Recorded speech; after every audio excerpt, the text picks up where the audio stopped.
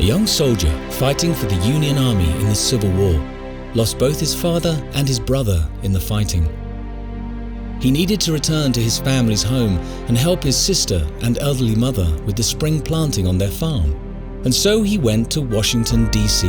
to ask the president for exemption from military service. When he arrived in Washington, he walked straight up to the doors of the White House and asked to speak directly with the president. A young official told him, "You can't see the president, don't you know there's a war on?" So the young soldier left the White House, not knowing how he would break the bad news to his family. As he was sitting on a nearby park bench, a little boy came up to him and said, "Why are you so unhappy? What's wrong?" The soldier looked at the little boy and began to pour out his heart. He told the child that since his father and brother had been killed, he was the only man left in his family, and he was desperately needed back at the farm. The only person who could make it possible was the president himself.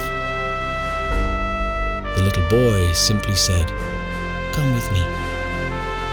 Taking him by the hand, the boy led the soldier around to the back of the White House. They walked through the back door, past the guards, past the generals, past the high-ranking government officials, until they got to the president's office. The little boy didn't even knock on the door.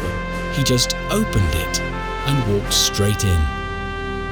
There, standing behind the desk, studying battle plans with the Secretary of State, was President Abraham Lincoln. The president looked up and said, "What can I do for you, Todd?" The little boy replied, "Daddy, this man needs to talk to you."